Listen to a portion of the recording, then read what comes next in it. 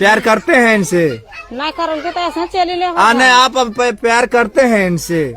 तो ना करल के तो ऐसे चले ले घर घर।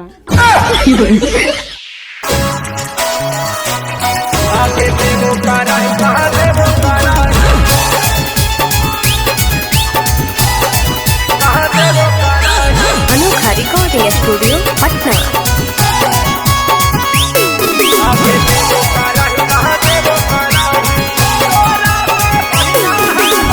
तोरा से बढ़िया हालो छौरी तोरा दीदिया, तोरे चक्कर में आबो सोशल मीडिया।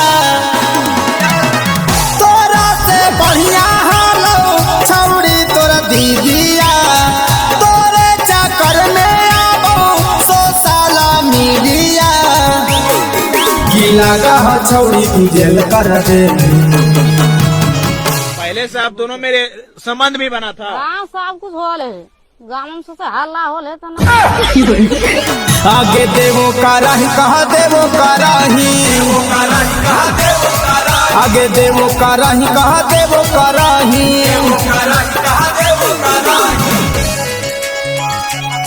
आगे देवो कराही कहा देवो कराही।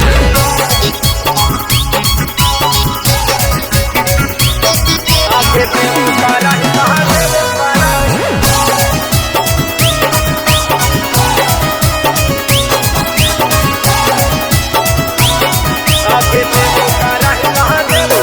आगे काबो मिलना जंगले में काबो पहाड़ में, अलागा हऊ की भेज दे महजेलावे तिहाड़ में। आगे काबो मिलना जंगले में काबो पहाड़ में, अलागा हऊ की भेज दे महजेलावे तिहाड़ में। आगे माथा नियन महादेव कराही। आप इनको जो है कुमारा लड़का के क्यों फंसाई हैं? कुमारा लड़का पूछिए क्यों फंसे हमसे? आप शादीशुदा थे तो ये इनके चक्कर में नहीं आना था जी। ये कुमारा लड़का था, भोला भला था, आप जो है इनको फंसा लिए। भोला भाला पूछिए कि कैसे तुम फंस गए। आगे देवो कराही कहा देवो कराही, आगे देवो कराही कहा देवो कराही।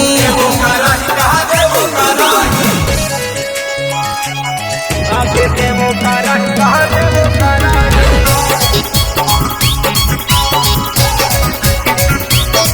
आगे देवो कराही कहा देवो कराही।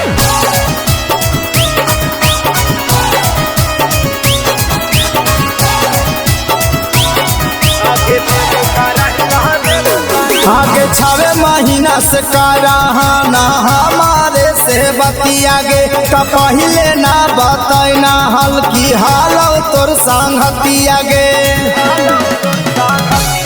आगे 6 महीना से कराहाना हमारा से बतियागे, आगे पहले ना बतैना हल्की हालो तोर संगतियागे। आगे राहुल रावानी के माथा चाको का बच्चा भी है ना है बच्चा हमरा की जानखाने से थे। पहले वाला पति कहाँ गए? पहले वाला पति मर गए। पहले वाला पति मर गए। हाँ आपने दूसरा शादी किया? हाँ।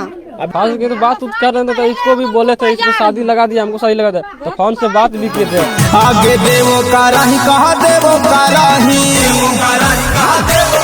आगे देवो कराही कहा देवो कराही।